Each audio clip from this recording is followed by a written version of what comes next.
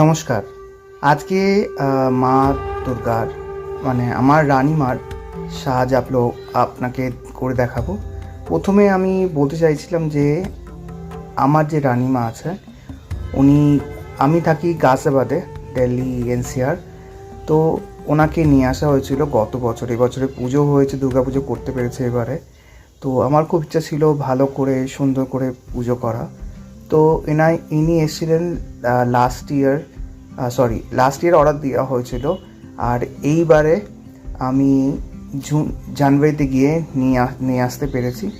ও অনেক কিছু জিনিসপত্র যেগুলো কেনার ছিল কিনে নিয়ে আসা হয়েছিল।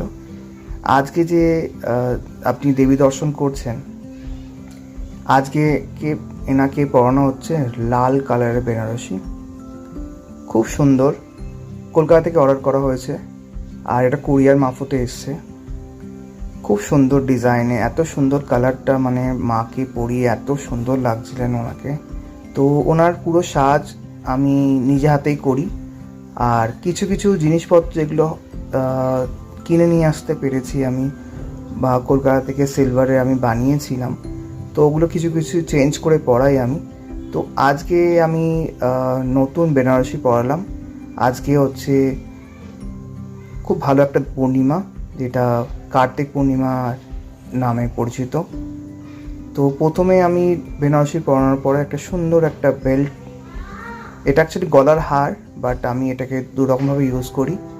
এটাকে আমি কোমর বন্ধন হিসাবে ইউজ করছি। খুব সুন্দর, তিনটে আলাদা আলাদা করে এটার পার্ট ছিল।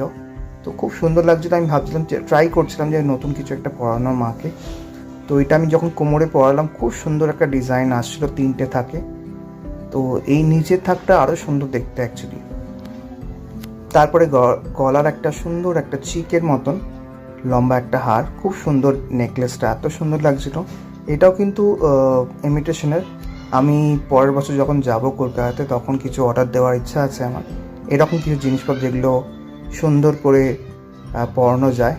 আর আমি যেগুলো অর্ডার দিয়েছিলাম সেগুলো না অ্যাকচুয়ালি সাইজ খুব বড় হয়ে গেছিলো।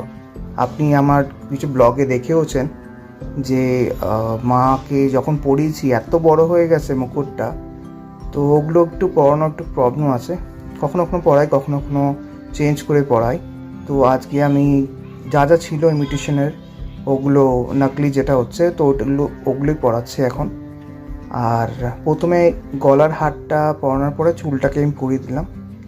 ইনি যখন নিজেকে সাজাতে চান না, তখন আমাকে রাত্রিবেলা বলেন যে